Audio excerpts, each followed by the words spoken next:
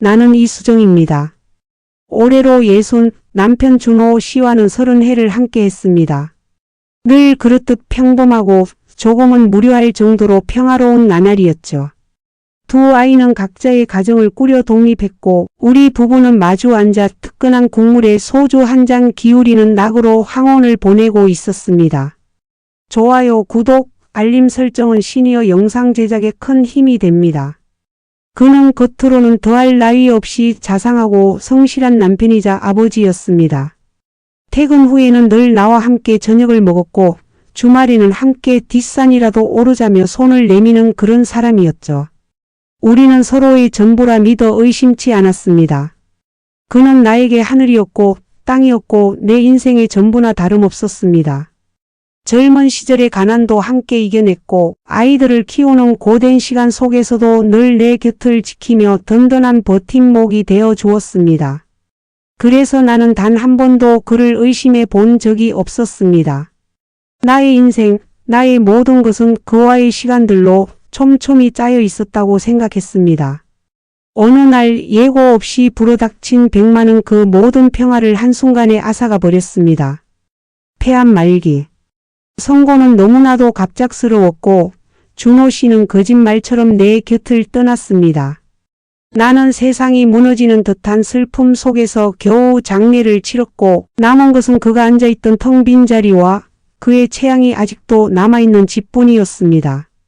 망연자실한 나날이 계속되던 중 남편의 유품을 정리해야 한다는 현실이 문득 나를 덮쳤습니다. 추억이 깃든 물건들을 하나하나 만지작거리며 눈물 짓던 그때 낡은 서랍 깊숙이 봉인되어 있던 나무 상자 하나가 내 눈길을 사로잡았습니다. 먼지가 수북이 쌓인 그 상자 안에는 빛바랜 사진 한 뭉치와 달고 다른 편지들이 들어 있었습니다. 그의 젊은 시절이 담긴 내가 알지 못하는 추억들이리라 생각했습니다. 설레면서도 알 수 없는 불안감에 휩싸인 채 사진들을 꺼내 들었습니다. 그 안에는 대학생 때의 준호 씨 모습이 있었습니다. 풋풋하고 혈기 넘치던 젊은 시절의 모습. 그런데 한 장, 두 장 넘기다 낯선 얼굴과 마주하게 되었습니다. 그는 젊은 여자와 함께 다정한 포즈를 취하고 있었고 그 여인의 품에는 갓난아이가 안겨 있었습니다.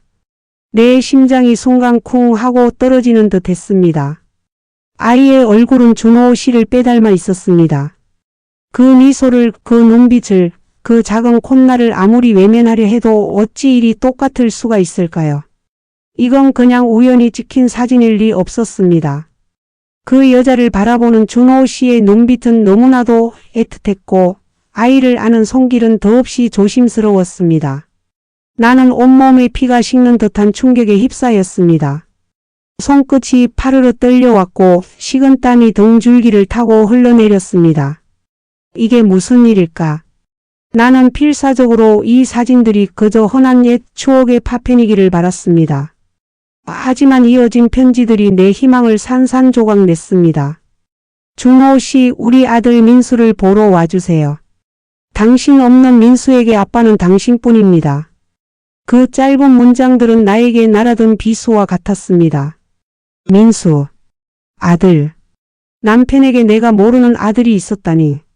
내가 그의 인생에서 가장 소중한 순간들을 함께했다고 믿어왔던 지난 30해가 송두리째 부정당하는 기분이었습니다. 배신감과 분노, 그리고 내가 모르는 그림자가 그의 인생에 드리워져 있었다는 사실이 너무나도 고통스러웠습니다. 심장은 터질 듯이 격렬하게 울렸고 머릿속은 온통 혼돈의 소용돌이에 갇힌 듯 했습니다. 내가 알던 준호 씨는 대체 누구였단 말인가? 그의 그 깊은 눈빛 속에 숨겨진 비밀은 무엇이었단 말인가? 그때부터 나의 평화로운 일상은 지옥으로 변했습니다.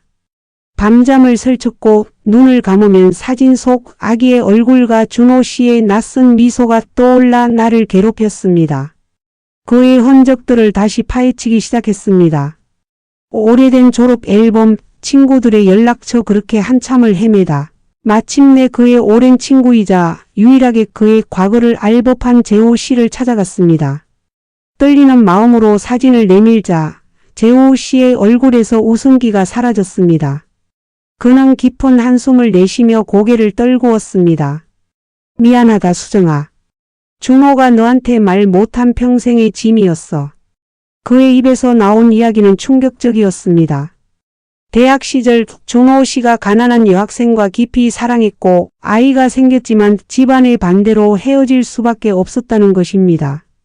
여학생은 준호 씨가 모르게 아이를 낳고 홀로 키우다 얼마 안 가 세상을 떠났다고 했습니다. 그리고 그 아이는 고아원에 맡겨졌다는 이야기를 마지막으로 들었다는 것이었습니다. 나에게는 믿을 수 없는 이야기였습니다. 내가 알던 준호 씨는 그런 사람이 아니었습니다. 나에게 한 점 부끄럼 없이 모든 것을 내어주었던 사람이었습니다. 하지만 재호 씨의 말은 이어졌습니다. 준호 씨가 평생 그 아이에 대한 죄책감에 시달렸고 죽기 전에는 어떻게든 그 아이를 찾으려 애썼지만 결국 실패했다는 이야기였습니다. 내 마음속에는 분노와 함께 또 다른 감정이 피어올랐습니다. 그가 평생 짊어진 짐이었을까? 그럼에도 나에게는 그 어떤 말도 하지 않고 침묵했던 그의 선택이 너무나 잔인하게 느껴졌습니다. 남편의 삶에 거대한 블랙홀처럼 존재했던 또 다른 존재. 그 그림자가 이제 내 삶을 잠식하고 있었습니다. 나는 망치로 머리를 얻어맞은 듯 멍해졌습니다. 평생을 함께한 남편의 치명적인 비밀, 그리고 그 비밀이 남긴 또 하나의 흔적, 그 아이의 존재는 나의 세상을 송두리째 흔들어 놓았습니다. 내가 어떻게 이 진실을 마주해야 할지 알 수 없었습니다. 재호 씨와의 대화는 내게 또 다른 지옥의 문을 열어주었습니다. 내가 알던 준호 씨는 가정을 소중히 여기고 늘 나를 아껴주던 사람이었습니다. 하지만 그에게 나눌 수 없었던 또 다른 삶이 있었다는 사실은 나를 끊임없이 혼란에 빠뜨렸습니다. 가난한 여학생과 깊이 사랑했고 아이가 생겼지만 집안의 반대로 헤어졌다. 그 말이 귓가에 맴돌며 나의 이성과 감성을 송두리째 흔들었습니다. 준호 씨가 나쁜 사람이어서가 아니었습니다. 다만 그 시절 20간 넘은 어린 청년이 감당하기에는 너무나도 가혹한 운명이었을 것입니다. 그러나 아무리 그의 사정을 이해하려 노력해도 왜 나에게는 단 한마디도 해주지 않았을까 하는 원망은 쉽사리 가시지 않았습니다. 밤이 깊어도 잠 못 이루는 날들이 계속되었습니다. 거실 소파에 앉아 남편의 사진첩을 들추고 또 들추었습니다. 젊은 시절에 그는 언제나 활짝 웃고 있었습니다. 나를 처음 만나 수줍게 고백하던 그 눈빛, 결혼식 날 떨리던 목소리로 사랑을 맹세하던 그 순간. 그 모든 행복한 기억들이 한순간에 거짓이 되는 것 같아 견딜 수 없었습니다. 평생의 짐이었어. 재호 씨의 말이 계속 머릿속을 맴돌았습니다. 그가 나에게 비밀로 할 수밖에 없었던 그의 아픔을 나는 이제야 겨우 조금이나마 이해할 수 있을 것 같았습니다. 그에게도 그만의 고통이 있었겠지. 나와 우리 아이들에게 해를 끼치고 싶지 않아서 지우고 싶은 과거를 묻어둔 채 살아왔겠지. 하지만 이에는 분노와 배신감이라는 날카로운 칼날 위에서 위태롭게 춤을 추고 있었습니다. 나는 한동안 세상과 단절된 채 지냈습니다. 전화도 받지 않고 두 아이들이 걱정할까 봐 애써 밝은 목소리를 가장하며 하루하루를 버텼습니다. 그 아이 민수.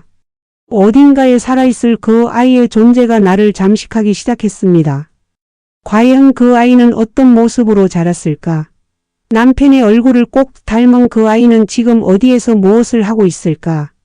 그리고 남편은 정말 평생 그 아이를 그리워하며 살았을까? 질문들이 꼬리에 꼬리를 물고 이어지며 나를 벼랑 끝으로 몰아세웠습니다. 그러다 문득 그의 유품 속에서 발견한 낡은 통장 하나가 눈에 들어왔습니다. 잊고 있었던 기억의 조각처럼 나는 그 통장을 들여다보았습니다. 매달 같은 날짜에 일정한 금액이 출금된 기록들이 있었습니다. 그리고 그 출금 기록 옆에는 아주 작게 이응이응 보육원이라는 손글씨가 쓰여 있었습니다. 가슴이 쿵 하고 내려앉았습니다. 보육원. 재호 씨가 말했던 그 고아원. 준호 씨는 평생 말없이 그 아이를 돕고 있었던 것이었습니다. 그는 나에게도 아이들에게도 한 번도 드러내지 않은 채 그 아이를 잊지 않고 보이지 않는 곳에서 지켜왔던 것입니다. 그 순간 나는 말로 설명할 수 없는 감정의 파도에 휩싸였습니다. 배신감은 여전히 나의 심장을 옥죄었지만 동시에 그가 보여준 은밀한 사랑과 책임감에 대한 복잡한 경외감이 밀려왔습니다. 나의 남편은 단순한 비밀을 가진 사람이 아니었습니다. 그는 평생을 외로운 책임감으로 살아온, 어쩌면 나보다 더 큰 아픔을 안고 있었던 사람이었을지도 모른다는 생각이 들었습니다. 나는 민수를 찾아야겠다고 결심했습니다. 단순히 준호 씨의 그림자를 지우기 위함이 아니었습니다. 그의 숨겨진 삶의 마지막 퍼즐 조각을 맞춰야만 나의 지난 30해와 그의 인생을 온전히 이해할 수 있을 것 같았습니다. 내 남편이 평생 가슴에 품고 살았던 그 아이를 나라도 찾아주고 싶다는 알 수 없는 감정이 마음 깊은 곳에서 샘솟았습니다. 통장에 적힌 이응이응 보육원이라는 단서 하나를 들고 나는 낡은 버스에 몸을 실었습니다. 익숙하지 않은 낯선 동네, 허름한 건물 앞에 도착했을 때 내 발걸음은 망설여졌습니다. 내가 여기서 무엇을 발견하게 될까? 이 진실이 나의 삶을 또 어떻게 바꿀까? 두려움과 함께 알 수 없는 기대감이 나를 지배했습니다. 오랜 역사를 지닌 듯 보이는 보육원은 조용했습니다. 문을 두드리자 푸근한 인상의 원장님이 나를 맞이했습니다. 떨리는 목소리로 준호 씨의 이름을 꺼내고 민수라는 아이에 대해 조심스럽게 물었습니다. 원장님은 눈을 가늘게 뜨며 오래된 기억을 더듬는 듯 했습니다. 아, 준호 씨요? 참 성실하고 따뜻한 분이셨죠. 민수가 고등학생이 될 때까지 늘 몰래 찾아와 뒷바라지해 주셨어요. 원장님의 말이 끝나자마자 내 눈에서 눈물이 주르륵 흘러내렸습니다. 그는 나에게는 언제나 든든한 가장이었지만 그에게는 평생 남몰래 돌봐야 했던 또 다른 가족이 있었던 것입니다. 그의 무거운 짐을 내가 이제야 알아차린 것이 미안하고 또 그의 깊은 속마음을 이해하지 못했던 지난 시간들이 후회스러웠습니다. 원장님은 수십 년 전의 오래된 기록들을 찾아주었습니다. 바스락거리는 낡은 서류철 속에서 민수의 기록을 찾아낸 순간 내 심장은 다시 한번 격렬하게 뛰었습니다. 이름 김민수. 생년 월일 19XX 년 XX월 XX1. 그리고 마지막으로 기록된 주소와 연락처. 그의 사진도 한 장 붙어 있었습니다. 사진 속의 민수는 어느덧 성인이 되어 있었습니다. 젊은 준호 씨의 얼굴과 닮아 있었지만 왠지 모르게 지친 기색이 역력한 얼굴이었습니다. 내 아들들과는 전혀 다른 낯선 세상의 흔적이 느껴지는 모습. 그 아이는 나의 남편에게 어떤 존재였을까? 이토록 오랫동안 숨겨져 있던 존재가 드디어 세상 밖으로 드러나는 순간이었습니다. 나는 이 아이를 만나야만 했습니다. 그래야만 남편의 삶, 그리고 나의 삶이 비로소 제자리를 찾을 것 같았습니다. 남편의 깊고 어두운 비밀이 이제 현실이 되어 나의 눈앞에 서 있었습니다. 그러나 나는 이 길을 멈출 수 없었습니다. 어쩌면 이 길 끝에 사랑과 용서 그리고 새로운 이해가 기다리고 있을지도 모른다는 막연한 기대감이 나를 움직이게 했습니다. 내가 이제 무엇을 마주하게 될지, 그 끝이 어디일지 아무것도 알 수 없었지만 나의 발걸음은 이미 다음 장을 향하고 있었습니다. 보육원 원장님 손에 들린 낡은 서류처럼 그저 종이 조각이 아니었습니다. 나의 남편 준호 씨의 반평생을 짓눌러온 비밀의 무게였고 내가 알지 못했던 그의 또 다른 삶의 증거였습니다. 민수의 이름과 생년월일 그리고 마지막으로 기록된 주소. 그 정보를 들고 보육원을 나서는 내 발걸음은 천근만근 무거웠습니다. 마침내 마주하게 될 진실에 대한 기대감과 동시에 이 모든 것이 현실이 되어 나의 삶을 어떻게 뒤흔들지 모른다는 막연한 불안감이 뒤섞여 나를 압도했습니다. 버스를 타고 민수의 주소지로 향하는 내내 나의 머릿속은 혼돈 그 자체였습니다. 무슨 말을 해야 할까? 내가 죽은 김준호 씨의 아내인데 당신이 그분의 아들이라고 하더라. 이렇게 단도직입적으로 말하는 것이 옳을까? 아니면 차분히 시간을 두고 접근해야 할까? 그의 반응은 어떨까? 나를 믿지 않으려 할까? 아니면 이 비극적인 진실 앞에서 어떤 표정을 지을까?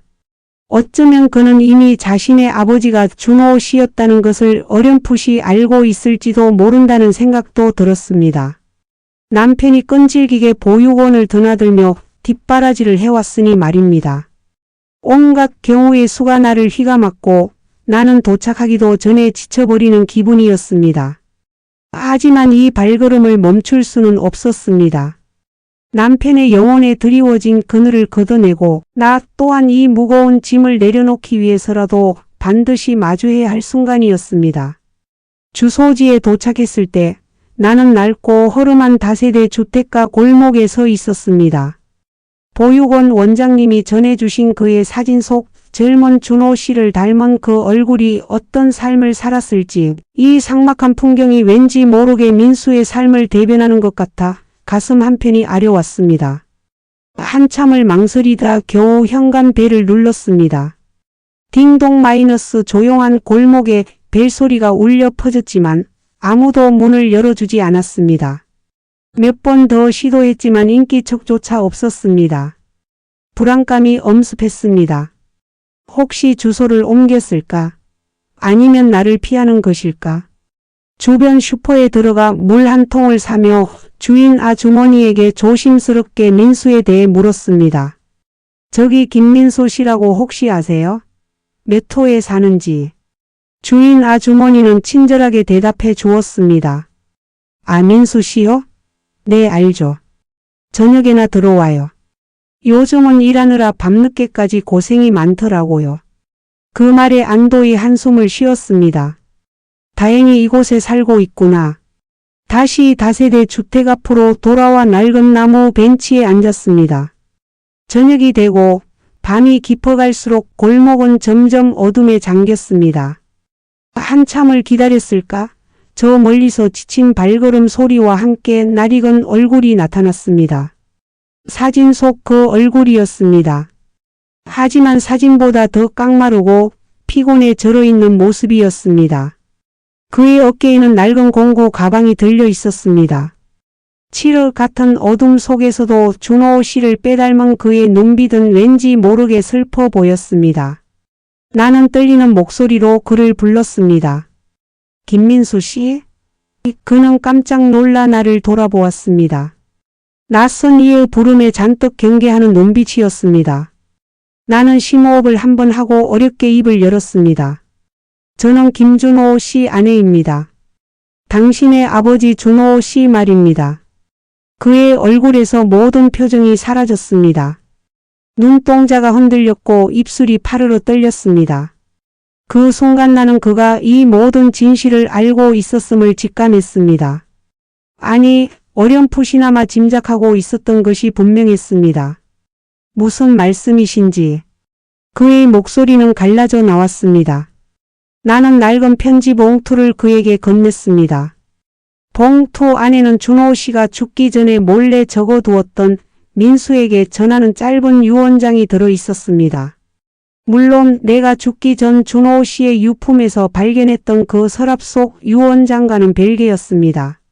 민수야, 내 평생 너를 마음에 품고 살았다. 아버지가 너에게 직접 말하지 못했던 그 모든 시간들을 용서해다오. 그리고 혹시라도 나의 아내가 너를 찾아가거든 부디 잘 대해주렴. 그는 편지를 읽는 내내 굳은 표정이었지만 편지의 마지막 문장에서 그의 눈가에 물기가 어리는 것을 나는 보았습니다. 편지는 짧았지만 그 안에 담긴 준호 씨의 회한과 민수를 향한 애틋함은 고스란히 전해지는 듯했습니다. 준호 씨는 당신을 평생 잊지 않았어요. 보육원에 계속 후원하셨고 마지막 순간까지도 당신을 찾으려 했어요. 나는 목이 메어 더 이상 말을 잇지 못했습니다. 민수는 아무 말 없이 고개를 숙이고 한참을 서 있었습니다. 어둠 속에서 그의 어깨가 작게 들썩였습니다. 침묵은 너무나도 길고 고통스러웠습니다. 나는 그에게 위로의 말을 건넬 수도 그렇다고 화를 낼 수도 없는 복잡한 감정 속에 서 있었습니다. 한 남자의 비밀이 이렇게 두 사람의 삶을 송두리째 흔들고 있다는 사실이 너무나도 슬펐습니다. 한참 후 민수는 쉰 목소리로 입을 열었습니다. 저를 찾아오시다니 예상하지 못했습니다. 그의 말에 미안함과 원망 그리고 체념이 뒤섞여 있었습니다. 어머니는 제가 아주 어릴 때 돌아가셨고 저는 보육원에서 자랐습니다. 고등학교 때 저를 후원해 주시는 분이 있다는 것을 알았지만 누구인지 알려고 하지 않았어요. 그저 저를 버린 사람 중 한 명이라고 생각했으니까요. 그의 말은 나의 심장을 칼로 후벼 파는 듯 했습니다. 그 아이에게는 아버지의 사랑도 어머니의 보살핌도 없었으니 세상 모든 것이 그저 차갑고 무정하게만 느껴졌을 것입니다. 그가 얼마나 많은 상처를 안고 살아왔을지 나는 감히 짐작조차 할 수 없었습니다. 나는 다시 그의 눈을 보았습니다. 그 눈빛은 고통스러웠지만 동시에 한없이 외로워 보였습니다. 나는 그에게 내 아들 준호 씨의 자식이 아닌 한 인간으로서 다가가야 한다는 것을 깨달았습니다. 민수 씨, 저도 준호 씨의 비밀을 알게 된 지 얼마 안 됐어요. 이 모든 게 저에게도 너무나 충격적이고 받아들이기 힘든 일이었어요. 하지만 당신은 제 남편의 아들이고 이제 더 이상 혼자가 아니라는 것을 알려주고 싶었어요. 나의 말이 서툴고 어색했지만 진심만은 전해지기를 바랐습니다. 어쩌면 그에게도 나에게도 이 어둡고 길었던 터널 끝에서 마침내 빛을 볼 수 있는 작은 희망이 생겼을지도 모른다는 생각을 했습니다.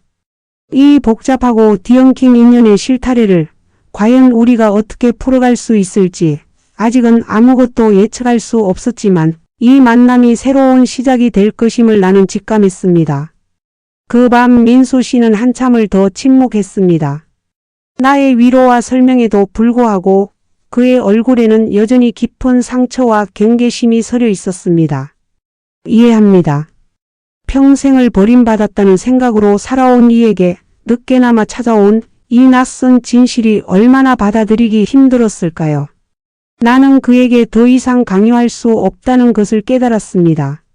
그저 나의 진심만을 전하고 돌아설 뿐이었습니다. 민수 씨 연락처를 알려주시겠어요? 또 다시 연락드릴게요. 그는 잠시 망설이다 작은 쪽지에 전화번호를 적어 주었습니다.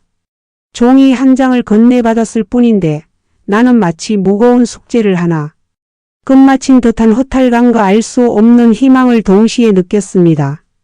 그 밤 나는 텅 빈 남편의 옆자리를 바라보며 하염없이 눈물을 흘렸습니다.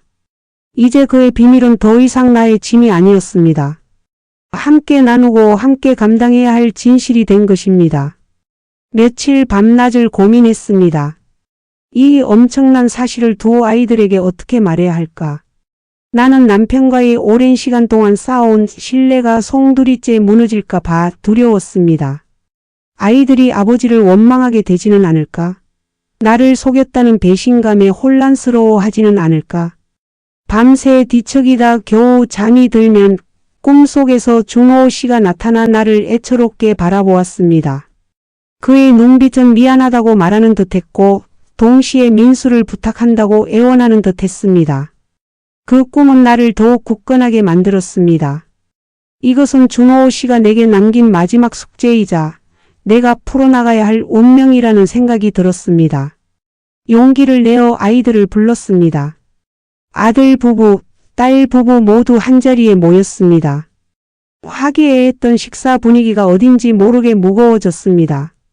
얘들아, 엄마가 너희들에게 할 말이 있어. 나의 목소리는 예상보다 더 떨렸고 나는 어렵게 준호 씨의 이야기를, 민수 씨의 이야기를 꺼내놓기 시작했습니다.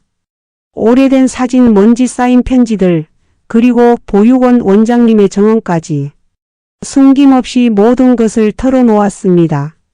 이야기를 듣는 내내 아이들의 표정은 경악 그 자체였습니다.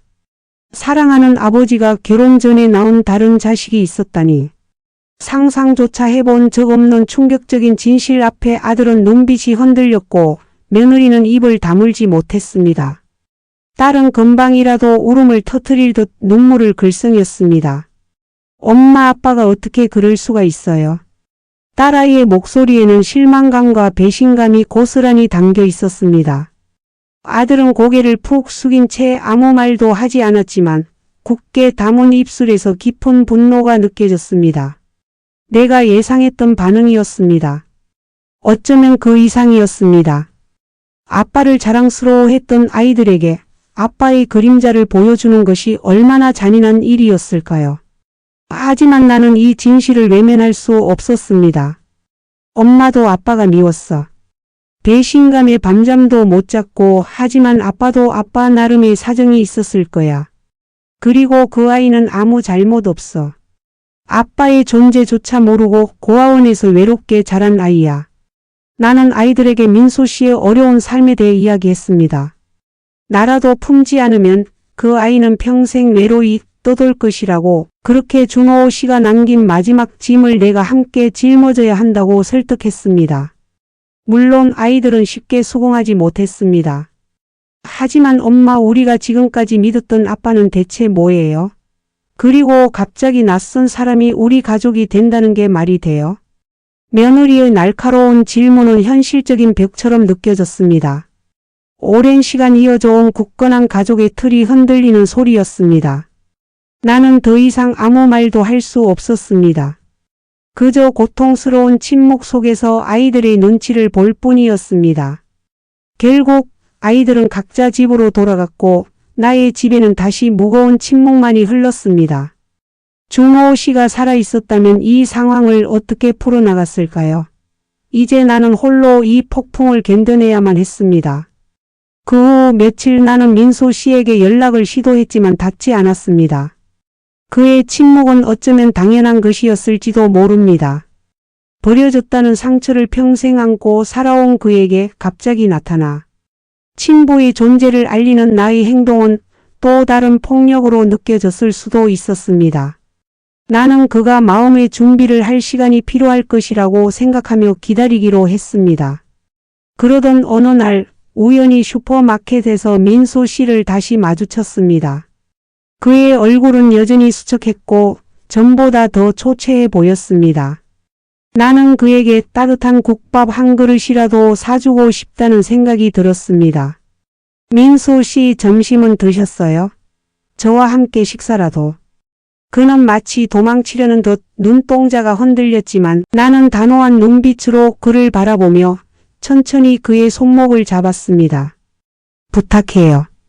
아버지를 대신해서 제가 당신에게 해줄 수 있는 건 적어도 따뜻한 밥 한 끼 정도는 될 수 있지 않을까요?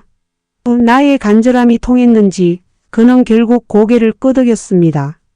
우리는 말없이 가까운 식당으로 향했습니다. 뜨끈한 국밥 한 그릇을 앞에 두고도 그는 한참을 먹지 못하고 숟가락만 만지작거렸습니다. 나는 애써 밝은 목소리로 이런저런 이야기를 건넸습니다. 날씨 이야기, 사는 이야기, 그저 일상적인 이야기들. 그와 나의 사이에 놓인 거대한 장벽을 허물고 싶은 마음뿐이었습니다. 아빠는 저를 왜 만나러 오지 않았을까요? 그가 마침내 어렵게 입을 열었습니다. 나는 그의 눈을 보았습니다.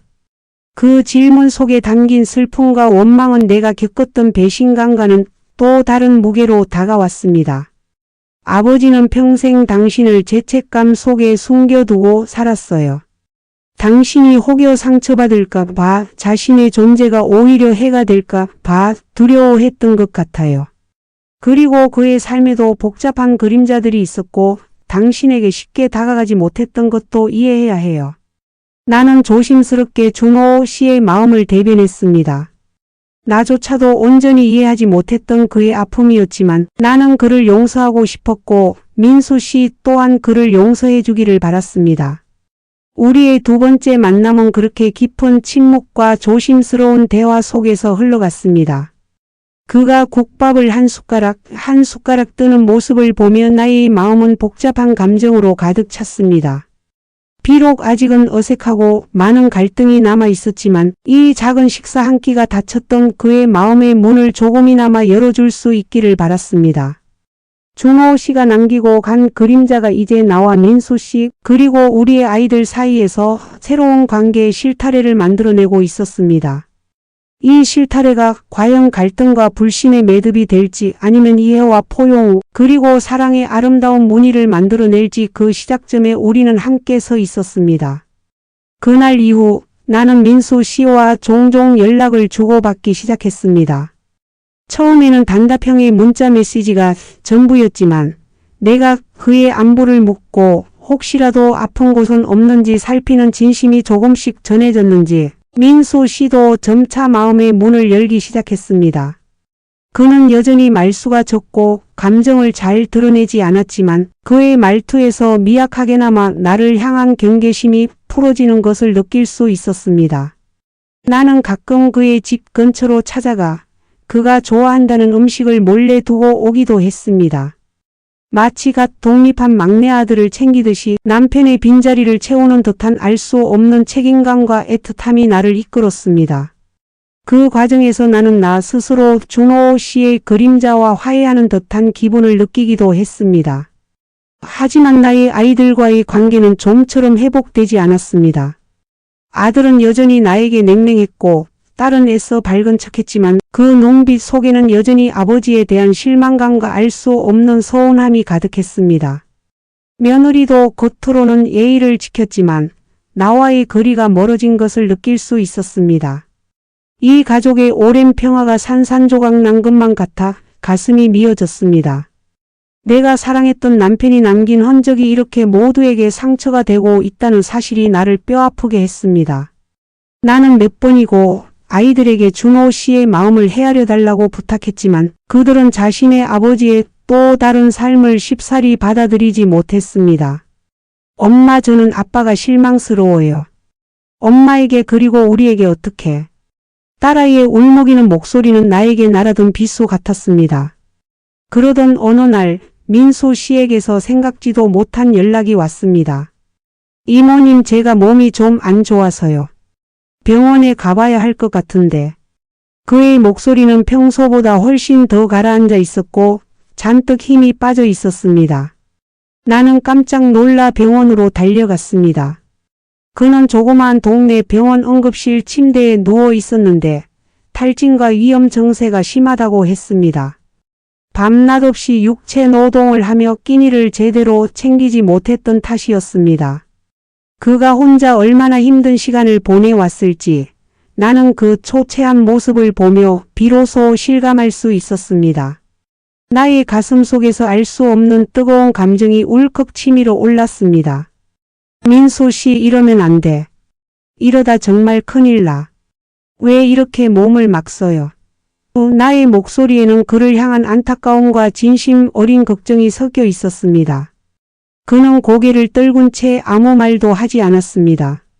그 순간 나는 민수 씨가 더 이상 남편의 비밀이 아니라 나 스스로 지켜야 할 아픔을 가진 한 명의 가족이라는 것을 깨달았습니다. 나는 민수 씨가 퇴원하는 날 그의 작은 집으로 가서 직접 만든 음식을 차려주었습니다. 쌀뜨물에 우려낸 된장국에 따뜻한 밥, 그리고 잘 구운 생선 한 토막. 거창한 상차림은 아니었지만 한 번도 받아보지 못했을 온기 가득한 집밥이었습니다. 젓가락을 들고 밥을 뜨는 민수 씨의 눈가에 작은 물기가 맺히는 것을 보았습니다. 고맙습니다, 이모님. 그의 낮은 목소리 속에는 진심이 담겨 있었습니다. 우리는 그렇게 함께 식사를 하며 평범한 대화를 나누었습니다. 그는 과거 보육원에서 지내던 이야기 힘겹게 자립해서 지금까지 버텨온 이야기를 담담하게 들려주었습니다. 그의 삶은 고난의 연속이었고 외로움으로 가득했습니다. 하지만 그의 이야기를 들으며 나는 준호 씨가 왜 그토록 이 아이에게 미안했는지, 왜 평생 숨죽이며 그를 도왔는지를 조금 더 깊이 이해하게 되었습니다. 며칠 후 아이들에게 다시 연락했습니다. 이번에는 조금 더 단호하게 그리고 간절하게 말했습니다. 얘들아, 엄마가 부탁할게. 민수 씨가 지금 아파. 너희 아빠가 얼마나 힘들어했는지, 그리고 그 아이가 얼마나 외롭게 살아왔는지 직접 한번 만나서 들어봐 주지 않을래? 아들은 여전히 망설이는 눈치였지만 딸은 나의 간절한 부탁에 마음이 움직이는 듯 했습니다. 결국 아이들은 민수 씨가 입원했던 병원으로 찾아갔습니다. 그날 나는 아이들이 민소 씨의 병실에서 나왔을 때 그들의 얼굴에서 그제야 비로소 변화의 실마리를 보았습니다. 아들은 여전히 굳은 표정이었지만 더 이상 차갑지 않았고 딸의 눈에는 아버지를 향한 원망 대신 복잡한 감정이 서려 있었습니다. 며칠 뒤 딸이 나에게 조용히 다가와 말했습니다. 엄마, 민소 아저씨 정말 많이 힘들게 살아오신 것 같더라. 우리가 몰랐던 아빠의 삶도 그 아저씨의 삶도 쉬운 게 없었겠지. 그 한마디는 나에게 큰 위로가 되었습니다. 아이들이 비록 한 번의 만남으로 모든 것을 이해하고 용서할 수는 없겠지만 적어도 그들의 마음속에 작은 균열이 생겼음을 알 수 있었습니다. 그 균열 사이로 이해의 빗줄기가 스며들기 시작한 것입니다. 나는 아이들이 민소 씨를 완전히 받아들이기를 강요하지 않기로 했습니다. 그저 시간을 주고 그들이 스스로 이 모든 진실을 감당하고 이해할 수 있도록 옆에서 지켜봐 주고 싶었습니다. 그리고 나는 민소 씨에게 준호 씨가 남긴 통장과 함께 그의 이름으로 되어 있던 작은 아파트의 등기부등본을 보여주었습니다. 준호 씨가 평생 모은 돈과 그 아파트는 사실 민소 씨를 위한 것이었다는 것을. 아버지는 당신을 결코 버린 것이 아니었어요. 그저 표현하는 방법이 서툴렀을 뿐이에요. 민소 씨는 등기부등본과 통장을 한참이나 바라보았습니다. 그의 눈빛은 흔들렸고 마침내 눈물이 주르륵 흘러내렸습니다. 그의 어깨가 크게 들썩였고 그동안 쌓였던 모든 슬픔과 원망 그리고 아버지의 사랑을 알지 못했던 아픔이 터져 나오는 듯했습니다. 나는 말없이 그의 등을 토닥였습니다. 이제 그는 더 이상 혼자가 아니었습니다. 사랑하는 아버지가 그를 버리지 않았다는 것을 그리고 이제 그에게는 기꺼이 그를 품어줄 가족이 생겼다는 것을 그가 알아주기를 바랐습니다. 어쩌면 그동안 닫혔던 그의 마음의 문이 완전히 열리는 순간이었을지도 모릅니다. 긴 세월 동안 엉키고 설킨 인연의 실타래가 조금씩 풀리기 시작하는 것을 느꼈습니다. 이제는 서로의 아픔을 보듬고 이해하며 새로운 형태의 가족을 만들어 갈 시간이 다가오고 있음을 나는 직감했습니다. 준호 씨가 평생 숨겨온 비밀 그리고 그가 민수 씨를 위해 남긴 작은 유산은 그의 복잡한 마음을 그대로 드러내는 것이었습니다. 낡은 통장과 아파트 등기부등본을 받아 든 민수 씨는 한참을 말없이 흐느꼈습니다. 그의 눈물은 오랜 세월 억눌렸던 외로움과 상처, 그리고 이제야 비로소 알게 된 아버지의 숨겨진 사랑에 대한 복합적인 감정들이었습니다. 나는 그의 등을 말없이 토닥였습니다. 그 눈물은 아버지를 향한 원망이 아니었음을 뒤늦게나마 아버지의 마음을 알게 된 아들의 서러운 울음임을 직감했습니다. 그날 이후 민소 씨는 조금씩 변화하기 시작했습니다. 여전히 말수는 적었지만 나를 대하는 눈빛에는 이전과는 다른 깊은 신뢰와 가족을 향한 그리움 같은 것이 깃들어 있었습니다.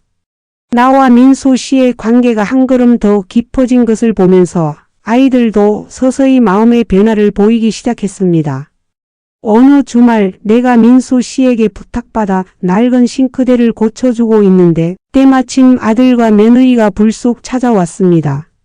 민소 씨가 힘겹게 자립해 살아가는 모습과 내가 그를 진심으로 보살피는 모습을 본 아이들의 얼굴에는 전에 없던 복잡한 감정들이 스쳐 지나갔습니다. 아들은 여전히 퉁명스러웠지만 싱크대 부품을 들고 와 민수 씨를 돕는 것을 보고 나는 속으로 감격했습니다. 며느리도 곁에서 묵묵히 일을 거들고 우리가 점심으로 먹으려 했던 자장면을 다시 시키는 것을 보면서 나는 어쩌면 이들이 아빠의 비밀 자식을 새로운 가족으로 받아들일 수도 있겠다는 작은 희망을 보았습니다. 그날 밤 온 가족이 모였습니다. 민수 씨도 처음으로 우리 집에 초대되었습니다. 식탁에는 내가 정성껏 준비한 음식들이 가득했습니다. 처음에는 어색하고 침묵만이 흘렀습니다. 하지만 아들과 딸은 민수 씨에게 조심스럽게 질문을 던졌고 민수 씨도 담담하게 자신의 삶을 이야기했습니다. 고단했던 지난 세월, 보육원에서 꿈을 키우고 힘겹게 사회에 나와 자립했던 이야기들. 그 이야기는 아이들에게도 적잖은 충격으로 다가왔을 것입니다. 그들은 자신들의 아버지가 가난을 이겨내고 성공을 이룬 것을 자랑스러워했지만 민수 씨의 이야기는 또 다른 종류의 고난과 외로움을 보여주었습니다. 식사가 끝난 후 아들이 민수 씨에게 말했습니다. 민수 씨, 저희 아버지가 남기신 건 어쩌면 물질적인 것만이 아닐 겁니다. 당신이 존재한다는 그 사실만으로도 아버지의 삶은 온전해질 수 있었을 테니까요. 아들의 말에 민수 씨는 고개를 떨구었습니다.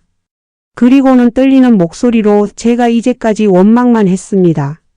제가 아버지를 원망하는 동안에도 아버지는 저를 잊지 않고 계셨다는 것을.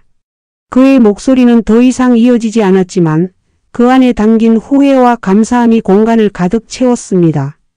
딸은 민수 씨의 손을 잡으며 말했습니다. 이제 우리 아빠만 아빠가 아니라 민수 아저씨 아빠도 우리 아빠예요. 이모도 오빠도 모두 아저씨 가족이잖아요. 그날 밤 아이들은 아빠의 모든 비밀을 비로소 이해하고 용서하는 듯했습니다. 그리고 민수 씨를 진정한 의미의 가족으로 받아들이기 시작했습니다. 그동안 아빠에 대한 배신감과 혼란스러움으로 닫혔던 그들의 마음의 문이 아빠의 그림자였던 민수 씨의 아픔을 통해 열린 것입니다. 가족 간의 갈등, 오해, 불신이 준호 씨의 불륜이라는 상처를 통해 드러났지만 결국은 이해와 포용, 그리고 더 큰 사랑으로 승화되는 순간이었습니다. 물론 이 모든 과정이 순탄하지만은 않았습니다. 몇몇 친척들은 내가 준호 씨의 비밀을 용서하고 민수 씨를 가족으로 받아들이려는 것을 이해하지 못했습니다. 남편이 딴 주머니에 든 자식을 뭘 그렇게 챙겨. 자기 애들이나 잘 보살피지. 하는 비난의 목소리도 있었습니다. 하지만 나는 더 이상 그런 말들에 흔들리지 않았습니다. 내 마음속에는 확고한 신념이 자리 잡았습니다. 나의 사랑하는 남편이 평생 짊어졌던 짐을 내가 풀어주고 그가 진정으로 원했던 화해를 이루어주는 것. 그리고 민수 씨에게 평생 느껴보지 못했을 가족의 온기를 전해주는 것. 그것이 나의 남은 삶의 가장 큰 숙제이자 행복이라는 것을 깨달았기 때문입니다. 나는 민수 씨가 살던 낡은 집을 팔고 그 돈으로 좀 더 넓고 깨끗한 아파트에 전세로 살도록 도와주었습니다. 아이들도 민수 씨가 새로운 환경에서 적응할 수 있도록 필요한 가구나 가전제품을 선물해주고 취직자리도 알아보는 등 물심양면으로 도왔습니다. 그렇게 민수 씨는 외로운 그림자에서 벗어나 서툴지만 새로운 가족의 일원이 되어가고 있었습니다. 그는 주말이면 우리 집으로 와서 함께 식사를 했고 명절에는 어색하게나마 우리 가족들과 함께 차례를 지냈습니다. 그는 이제 더 이상 남편의 비밀이 아니라 나에게는 아들 같은 존재, 아이들에게는 또 다른 삼촌이자 가족이 되었습니다. 준호 씨의 길 우리는 늘 그렇듯이 낙골당을 찾았습니다. 그런데 이번에는 민수 씨도 함께였습니다. 그는 준호 씨의 사진 앞에서 한참을 서 있었습니다. 그리고는 조용히 눈을 감고 말했습니다. 아버지 너무 늦었지만 사랑합니다. 그리고 고맙습니다. 저를 혼자 두지 않으셔서. 그의 진심 어린 목소리에 나의 눈에서도 뜨거운 눈물이 흘렀습니다. 준호 씨가 그렇게 간절히 바랐을 순간이었을 것입니다. 나의 옆에는 아들과 딸, 그리고 그들의 배우자와 손주들이 함께 서 있었습니다. 모두가 한 곳을 바라보며 각자의 방식으로 준호 씨를 기리고 그리고 민수 씨의 존재를 온전히 받아들이고 있었습니다. 나는 지난날의 나를 돌아보았습니다. 남편의 죽음 후 찾아온 충격적인 비밀, 배신감과 분노, 그리고 혼란 속에서 헤매던 나. 하지만 그 모든 감정의 소용돌이를 헤치고 나는 마침내 이해와 포용이라는 거대한 사랑의 영역에 도달할 수 있었습니다. 사랑은 젊은 날의 열정으로만 이루어지는 것이 아니었습니다. 때로는 아픔과 오해, 그리고 깊은 상처를 인내하고 감싸 안으며 비로소 완성되는 것이었습니다. 나이와 상관없이 찾아오는 사랑은 열정적일 수 있지만 그 사랑을 지켜나가고 확장하기 위해서는 그 이상의 포용과 지혜가 필요하다는 것을 준호 씨와 나의 지난 삶, 그리고 민수 씨와의 새로운 인연이 온몸으로 보여주고 있었습니다. 나의 황혼은 준호 씨의 비밀 덕분에 평화로울 줄 알았던 원래의 계획과는 완전히 다른 방향으로 흘러갔습니다. 하지만 나는 이제 후회하지 않습니다. 낡은 상자 속에서 발견된 진실이 비록 처음에는 나의 세상을 송두리째 뒤흔들었지만 그 진실은 결국 우리 가족을 더 단단하고 넓은 마음을 가진 공동체로 이끌어 주었습니다. 우리들의 삶은 비록 평탄하지 않았지만 이제 우리는 모두 각자의 아픔과 상처를 보듬으며 더 큰 사랑으로 서로를 이해하고 용서할 준비가 되어 있었습니다. 준호 씨가 남긴 이야기는 더 이상 단순한 불륜의 비극이 아니라 용서와 포용으로 꽃피운 새로운 가족의 아름다운 서사가 되었습니다. 나의 황혼은 이제 비로소 진정한 의미의 새로운 시작을 맞이했습니다. 나의 인생 극장은 그렇게 계속되고 있었습니다. 좋아요, 구독, 알림 설정은 시니어 영상 제작에 큰 힘이 됩니다.